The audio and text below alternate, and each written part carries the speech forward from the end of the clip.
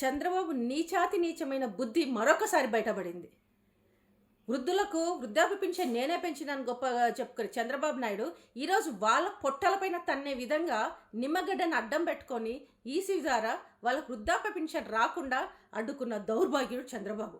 ఈరోజు చంద్రబాబు నాయుడు చేసిన ఈ నీచాతి నీచమైన పని వల్ల ఎంతమంది వృద్ధుల ఉసురు తగులుతుందో ఫ్యూచర్లో తెలుస్తుంది.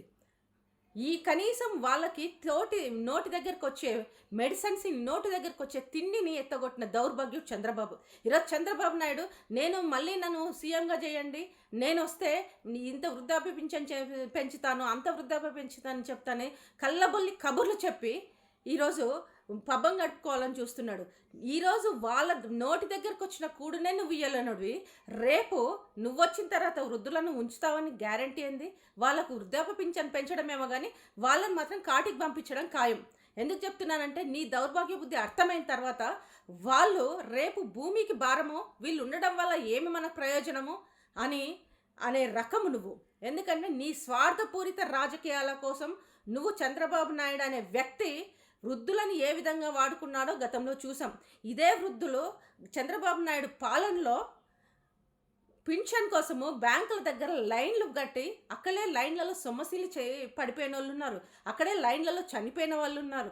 అక్కడికే ఆ లైన్లోకే టిఫిన్ బాక్సులు కట్టుకొని పోయి 2 రోజులు 3 రోజులు వృద్ధాప్య పింఛన్ కోసం వేచి చూసిన రోజులు ప్రతి ఒక్క అవ్వకు తాతకు గుర్తున్నాయి. మరి ఈ చంద్రబాబు నాయుడికి ఈరోజు వృద్ధుల మీద అంత ప్రేమ వలకబోసినట్టు కబుర్లు చెప్తాడు కదా, వాళ్ళ నోటి దగ్గరికి వచ్చే మెడిసిన్ని ఎందుకు తన్నాడు, కడుపులో ఎందుకు తన్నాడో నేను అడుగుతున్నాను. చంద్రబాబు నాయుడు గారి పరిస్థితి ఎలా ఉందంటే, అమ్మకు అన్నం పెట్టలేనోడు పిన్నమ్మకు గాజులు కొనిస్తా, బంగారు గాజులు కొనిస్తా అనే సామెతలా ఉంది. ఉన్న పింఛన్ని నోటిదానికి వచ్చిన పింఛన్ ఎత్తగొట్టినోడు రేపు అధికారంలోకి వస్తే నేను వృద్ధాప్య పింఛన్ పెంచుతాను, నేను వృద్ధులను బాగా చూసుకుంటాను అంటే నిన్ను నమ్మినోడు ఎవడయ్యా అని నేను అడుగుతున్నాను. నువ్వు ఒక వృద్ధుడే కదా, వృద్ధుల సమస్యలు, వృద్ధుల